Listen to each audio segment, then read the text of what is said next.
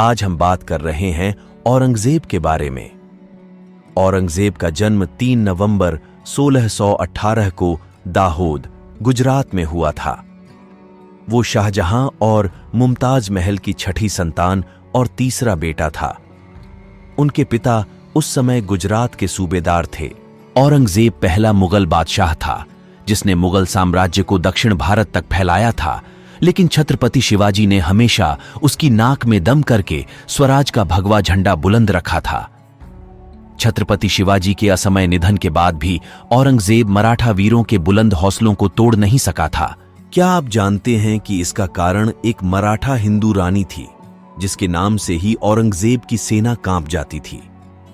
यह वीर हिंदू महारानी कोई और नहीं, छत्रपति शिवाजी की बहू महारानी ताराबाई थी, जिनकी वीरता और सूझबूझ को मराठा इतिहास में बेहद सराहा गया है।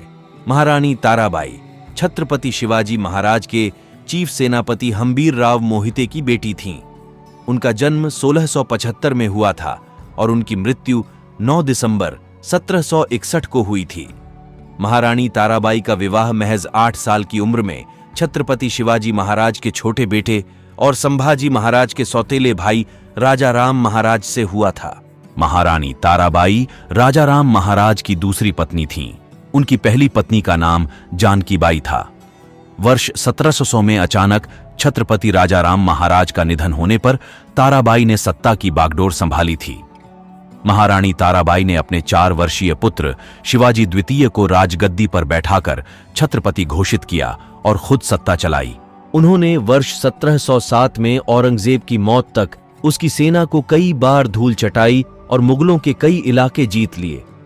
औरंगजेब के जिंदा रहते हुए ही मुगल सेना में महारानी ताराबाई और मराठा सेना का खौफ इस कदर फैल गया था कि इसके बाद मराठा साम्राज्य की हदें उनकी आखिरी सांस तक हमेशा बढ़ती ही रहीं।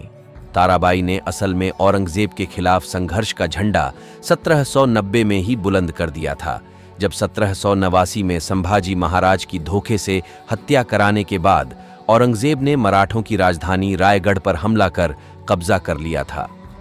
ताराबाई और छत्रपति राजा राम महाराज रायगढ़ से बचकर आखिरी मराठा किले झिंजी, अब तमिलनाडु में जा पहुंचे थे, जहां 1790 में मुगल सेनापति जुल्फिकार अली खान ने मुगल सेना लेकर हमला किया था।